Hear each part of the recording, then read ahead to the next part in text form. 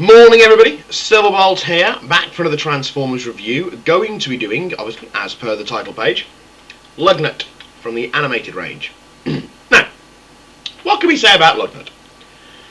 Well, if Megatron said jump, Lugnut would be on top of Everest before Megatron even suggested how high. If Megatron were to say, Lugnut dance the Nutcracker, Lugnut would be breaking into the school of ballet and stealing their tutu before Megatron could even sit down. Now, if Megatron were to say, sing me a song, Lugnut would be entering a rendition of Spice Girls before you knew what hit you. He is very loyal to Megatron, fanatically loyal to Megatron, very one-track minded loyal to Megatron. Easily Megatron's most devout servant, and in that regard I suppose you could say he does share some similarities with Skywarp in the Generation 1, who was also very loyal to Megatron. And the fact that he's purple isn't lost on me. Intentional? Maybe not, but there we go. Lugnut first comes into the cartoon series from the very beginning. He's on board the Nemesis with its very plot-reducing, future storyline-reducing, blacked-out Decepticons. So you weren't supposed to know that it was Blitzwing, Black Arachnia, Nemesis, Lugnut, and Starscream.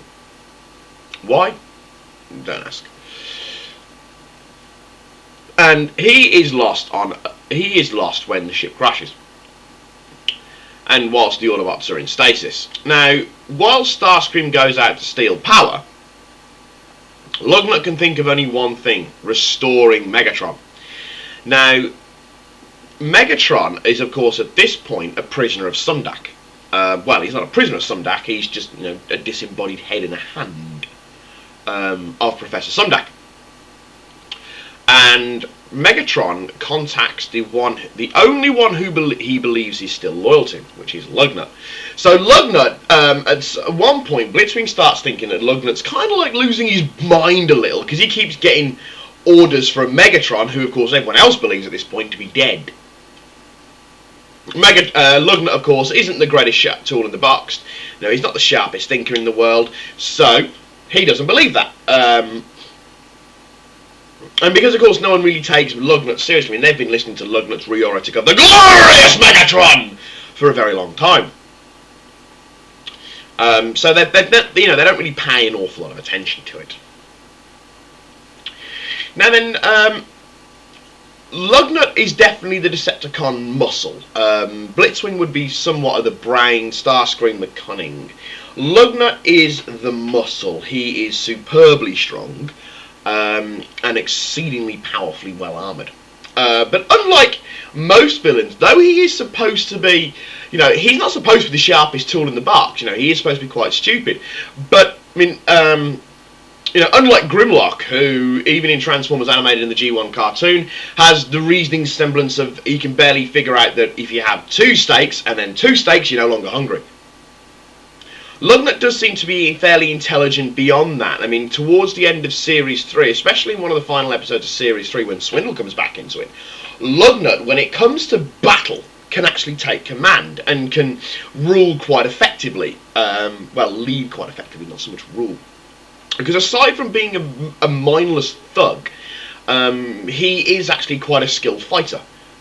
Yes, he is superbly strong, but unlike most big and strong guys, he's actually quite quick to go with it.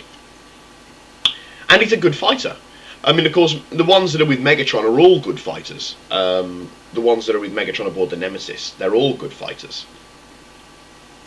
And Lugnut is no exception. Of course, I mean, you've got, in any kind of, family, you need to have the family dog. Well, though, he's more like the family attack dog.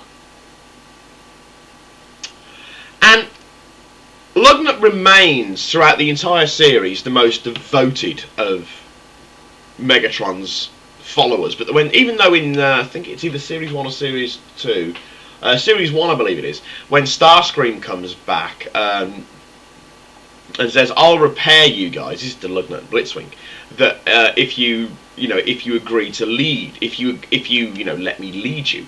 Lugnut for some reason agrees to this. though it's not unsure why. I mean, maybe he had a vision from Megatron or something like that. It's not quite explained. However, of course, once Megatron does show himself, Lugnut quite promptly goes bye, and is currently sitting at his master's feet, probably licking his boots as well, even though he doesn't look like he's got a tongue anyway. Now, Lugnut's in the cartoon's most powerful weapon is, of course, his what looks remarkably like an inverted dragon punch. Or a falcon smash. And it's he's basically got a big bomb in his arm, in his hand, in these giant things that he calls his hands, where he can create an immense amount of destructive damage by punching the ground. Meow. Don't ask. So you can do an awful lot of damage by punching the ground. And he used it to great effect within the cartoons, though at one point he is down a great big hole and can't get out. Lugnut's probably his most significant role, apart from being the receiver for Megatron in Series 1, he's probably in the episode once they've all, because the Decepticons all get captured by Central Prime, who's in turn working with Lockdown, and Lugnut's one of them, and has his mace taken away, well, has his power core taken away from him. And it's only at that point where Lugnut starts to take control. Megatron, of course, at this point is transwarping at random around the galaxy in Omega Supreme with Starscream's head. In the end of that episode, I can't remember what it was called now, shows Lugnut meeting up with Megatron himself. But there we go. Lugnut's sort of character, when even left to his own devices, will differentiate from the norm. He will very much just, all hail Megatron! And that's about it. I mean, the only other thing he likes doing other than obeying Megatron and sniffing his bum, excuse that one. Yeah, that was a very immature thing to say, but never mind.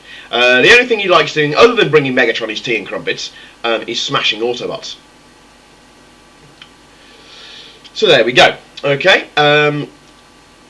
Lugnut's quite a good character. Admittedly, there are times when his glorious rise of Megatron can get a little repetitive, and it's like, we know, you like Megatron, we know.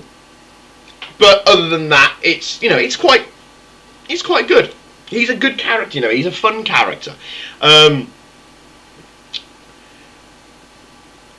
And that's about really it. He's a fun character. Anyway, onto the toy itself. Now, Lugnut, when Lugnut was first released, and he's a Wave 3 Voyager. Lugnut, as part of the Wave 3, he was one of those toys that, like some of the animated range, I was very, do I get him, do I not? I don't really like him, I don't really want him. Until Dave turned around to me and said, "Get him!" It's like, okay, whatever you say, Mr. Prime, sir. So yes, I bought Lugnut, and you know what? Hands off to Dave. I'm actually quite pleased that I did. What are you doing, Dog? The dog's right beside my leg, and she's quivering for some reason. Ugh, it's like having a massage. Anyway, but yes, and when I did, I was quite pleased that I got him. Now, transforming him. Remove the mace, which I'll get to in a bit, and we'll learn the automorph features. We'll put the legs down first, because then I can show you the automorph feature. And it's quite easy. I say quite easy. This is where I get it stuck for the next half an hour. Oh yeah, lift up the little flaps on the side of the plane, and then they should just pull out both sides. Bit of a twiddle round. Snap it into place and push out the feet parts. It's good I'm not ticklish, because this dog is really going for it underneath my bloody leg. I don't know why. She probably saw a moth or something. She's such a brave dog. Anyway, yes, and then lift up, pull up the end of the wings, and pull the arms down. Sorry, my screensaver has popped up. And pull the arms down. Open the hands, which you're supposed to be able to do using these purple tab things. But because of the size, maybe it's because of the fact that I've just got such big hands, it's blooming awkward to do. Or it's just, you know, the fact that this toy is designed for a 10-year-old and I'm pushing 30. There we go. And the final feature, which I've deliberately saved to last, is his automorph feature, where you, not to show you now, you put your finger on there, and you pull it down, and cha-ching! We have a lugnut. And that is, you know, that's my favourite part about the toy, is those automatic transformations. I mean, I am praying for the day when we actually get a genuine transforming toy, and not that Japanese thing that like transforms really, really, really, really slowly. I mean a proper, you know, kind of job. But anyway, lugnut. Oh, hang on. Then you have his mace, which you just pull the end down, and it fits into Lugnut's either of the two hands of Lugnut. Right, now incidentally, a bit on Lugnut's mace is that this weapon comes with a toy. Comes with the toy.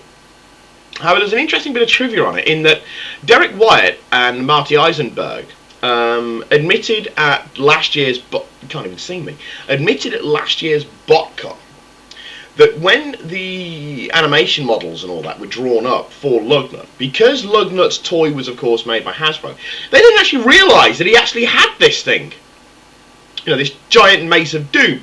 So it wasn't included, and then it was seemingly, you know, quite hastily drawn up until the second series, up until Series 2. So, you know, Lugnut's Thunder Punch would have been his weapon of choice because he didn't really have the mace. Anyway, if you push the mace in as far as it'll go onto his hand, the hand will close round it, and then if you whack it on the floor, there's a little tab at the bottom, but if you smack it against something, it'll do that. There's a nice little another gimmick there for you. A nice little gimmick there for you indeed. And the one thing I do have to say about Lugnut is that he does suffer from bulkhead-itis, in that he's a Voyager class and his robot mode is quite large. You know, I mean, he is a bomber plane. Sorry, his vehicle mode is quite large. I mean, he is a bomber plane. I mean, the front end of his nose looks very much like a Henke HE-111 bomber plane. And for some reason, that glass front panelling on that reminds me of some kind of film. But for the life of me, I can't remember what that film is. Anyway,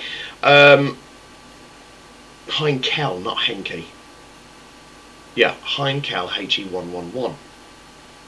Yeah, not Henke, whatever.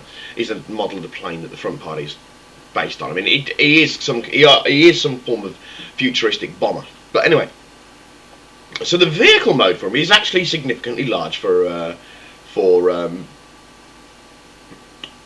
Voyager toy. However, like Bulkhead in his robot mode, he is not much bigger than a deluxe. I mean, Bumblebee's a deluxe figure, and Lugnut is barely taller than him. And if you take away Bulkhead's shoulder bits, Bumblebee is taller than him. So it does suffer from that issue. Ironically, the McDonald's toy that you get in the Happy Meals, apparently that does actually turn out to be quite large, if a little skinny. But I suppose what with Bumblebee, with Bulkhead, what they've gone for more is power and strength, more so than size. He is a nice toy, and I am glad that, you know, Dave did convince me to buy him. Well, it wasn't really convincing. It was more like I said I'm not getting Bulkhead, and Dave turned around and said get him. So there we go. Okay, but a very nice toy. Do pick him up. As I said, he's part of the Wave 3 of Voyagers.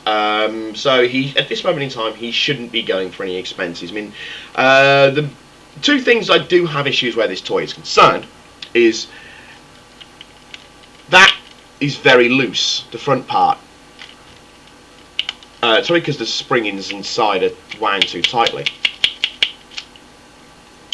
And the other issue is that the clip at the waist, the whole lug nut in at the waist, well, it's not very strong, and it will fall off if you. Of course, because I'm doing the video of it, it's not going to happen. There we go. It will do that. But that's my only gripe with the toy. You know, they are quite nice toys. Whether I think it's worth 20 quid? Well, you know, we're all honest ourselves. You know, which Transformer is worth the money we pay for them. But okay, for now, this is Silverbolt with Lugnut signing off, saying au revoir, adios, auf Wiedersehen.